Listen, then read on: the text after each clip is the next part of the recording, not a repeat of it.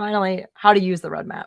Yeah. So I absolutely love this. I think Brandon Turner told us the idea, but we go in and we highlight our roadmap as we review it. Yeah. And if we have accomplished something, we make it green. Yeah. If we're working on it, we make it yellow. And if we're behind the target, we make it red. Yeah.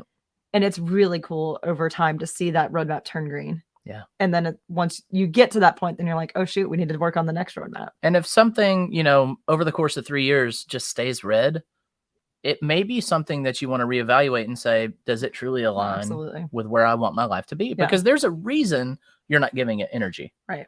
So just be honest with yourself. And I mean, changing your roadmap is not a bad thing. Not at all. We changed ours, felt like every 6 months. Yeah.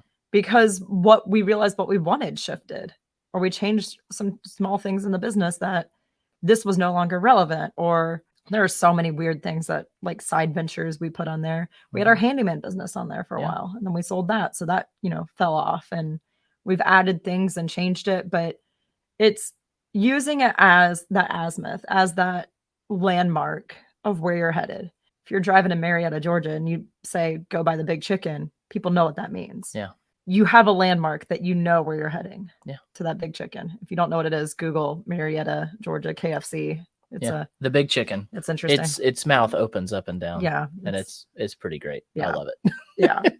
So using your roadmap as your compass, as your North Star to reaching your dream life is the best way to do it. Yeah. And we know a lot of investors who are way more experienced than us and have been in the business a lot longer, but they wind up getting caught in those vanity metrics of doing so many flips or just knowing what your dream life looks like. Yeah.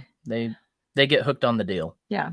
And it's an addiction. Right. And it really can be. Oh, I've been getting the itch. Yeah. And there's other things I want to do, but there is a high that comes with getting a good deal. Yeah.